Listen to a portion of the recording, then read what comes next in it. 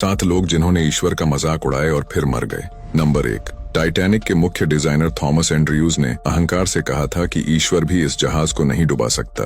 और टाइटैनिक के पहली यात्रा से पहले जब टाइटैनिक के निर्माता जे ब्रूस इसमें से टाइटैनिक की सुरक्षा के बारे में पूछा गया था तो उन्होंने भी यही जवाब दिया था कि ईश्वर भी इस जहाज को नहीं डुबो सकता। आपको पता ही होगा कि टाइटैनिक के साथ क्या हुआ। नंबर 2, मर्लिन मुनरो एक बार पादरी बिली ग्राहम से मिली और उन्होंने उनसे कहा कि उन्हें अपने जीवन में शांति के लिए यीशु की तलाश करनी चाहिए। तो उनके जवाब में मर्लिन कही कि मुझे आपके यीशु की जरूरत नहीं है। ऐसा कहने के 1 हफ्ते बाद वह अपने अपार्टमेंट में मृत पाई गई। नंबर 3, जॉन लेनन जब बीटल्स रॉक बैंड बहुत सफल होने लगा था तो उन्होंने एक इंटरव्यू के दौरान कुछ ऐसा कहा जो उन्हें कभी नहीं कहना चाहिए था। उन्होंने कहा कि ईसाई धर्म खत्म हो जाएगा, गायब हो जाएगा और सिकुड़ जाएगा। हम अब यीशु मसीह से ज्यादा मशहूर हैं। उस इंटरव्यू के कुछ समय बाद बैंड के एक फैन ने उनकी हत्या कर दी।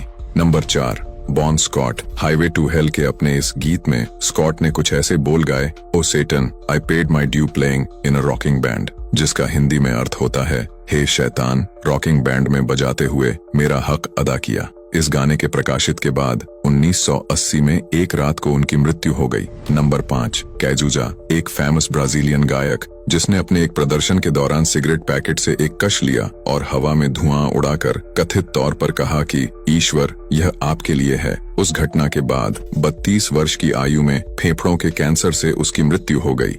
नंबर 6, स्टीफन हॉकिंग उन्होंने अपने एक किताब द ग्रैंड डिजाइन में लिखा है कि भौतिकी नियम में विशेष रूप से गुरुत्वाकर्षण किसी ईश्वर के आवश्यकता के बिना ब्रह्मांड शून्य से खुद को बना सकता है। और अपने जीवन काल में हॉकिंग ने ईश्वर को सिर्फ एक काल्पनिक चरित्र कहा। हम सभी जानते हैं कि उन्होंने कैसे मृत्यु देखी। नंबर 7, टैंक्रेडो नेवेस ब्राजील के एक राजनीतिक नेता। उन्होंने अपने राष्ट्रपति अभियान के दौरान कथित तौर पर कहा कि अगर उन्हें अपनी पार्टी से 5 लाख वोट मिले तो ईश्वर भी उन्हें सत्ता से नहीं हटा सकते। वे चुनाव जीते लेकिन पदभार ग्रहण करने से ठीक पहले अचानक से उनकी मृत्यु हो गई। ये उन लोगों के नाम हैं जिन्होंने अपने जीवन काल में ईश्वर का मजाक उड़ाए और फिर मर गए। इसका मतलब यह नहीं है कि ईश्वर ने उन लोगों को मोड़ डाला। ऐसा हो सकता है कि शैतान ने यीशु से आपके विश्वास को नष्ट करने और विश्वासियों को सच्चाई से दूर ले जाने के लिए किया हो।